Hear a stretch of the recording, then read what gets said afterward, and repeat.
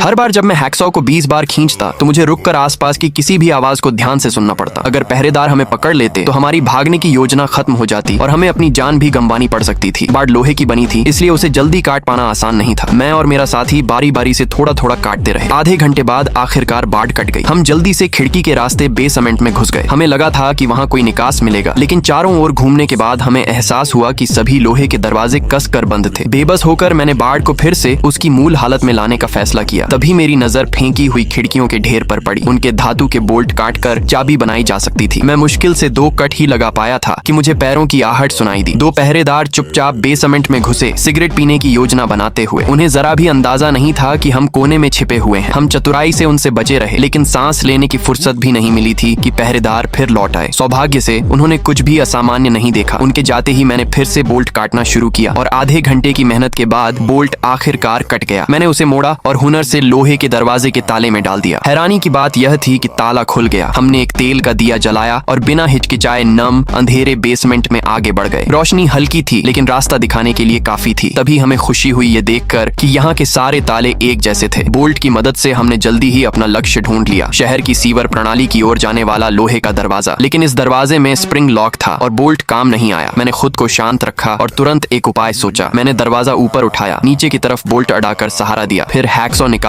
और ऊपर की कुंडी को काट दिया। इसके बाद मैंने नीचे की कुंडी भी काट दी। मैंने बोल्ट हटा दिया, टूटी हुई कुंडियां निकाली और लोहे का दरवाजा आसानी से अलग हो गया। हम आजादी से बस एक कदम दूर थे, लेकिन हमने जल्दबाजी नहीं की। मैंने एक तीली ली, उसे आधा तोड़ा और कुंडी के गैप में फंसा दिया, फिर बोल्ट से ठोककर उसे पूरी तरह फिट कर दिया। काम पूरा होने के बाद मैं अंदर घुसा और दरवाजे को वापस टांग दिया। न सिर्फ हमने लोहे का दरवाजा हटाया था, बल्कि माहौल को इतनी चतुराई से ढक दिया कि पहरेदारों के लिए कुछ गड़बड़ नोटिस करना मुश्किल हो जाता। उत्साह के साथ हम सीवर में घुसे, लेकिन पाया कि वह मोटे सीमेंट से पूरी तरह बंद था। सामान्य औजारों से उसे तोड़ना संभव नहीं था, लेकिन उसके बगल की दीवार घटिया सीमेंट से बनी थी, जिसे मैं आसानी से खुरच सकता था। कुछ ही दिनों में हम उसे तोड़ सकते थे, इसलिए मैंने तय किया कि कल सही औजार लेकर लौटेंगे। आसमान हल्का होने लगा था और पहरेदार अपनी गश्त पर आने वाले थे। हम जल्दी से अपने बिस्तरों पर लौट गए, जैसे हम उठे ही न हो। शुक्र है पहरेदारों को कोई शक नहीं हुआ। इससे मुझे एक बात समझ में आई, हमारे पास घड़ी नहीं थी, इसलिए हमें समय का कोई अंदाजा नहीं था। अगर हम सिर्फ 10 सेकंड भी देर कर देते तो पकड़े जाते। भविष्य में इससे बचने के लिए हमें एक टाइमर चाहिए था। चार्ली ने डॉक्टर से मिलने का मौका पाकर 2 कांच की बोतलें चुरा ली। फिर जब पहरेदार ध्यान नहीं दे रहे थे तो उसने 2 मुट्ठी रेत उठाकर अपनी जेबों में भर ली। उसे पता था कि हर बार तलाशी होगी, फिर भी उसने जोखिम उठाया। संगीत पहरेदारों को कोई शक नहीं हुआ और उन्होंने उसे जाने दिया। इन सामानों से मैंने एक साधारण रेत घड़ी बनाई। जांचने पर पता चला कि इसका एक पूरा चक्र लगभग आधे घंटे का था। अब हम मोटे तौर पर समय का अंदाजा लगा सकते थे।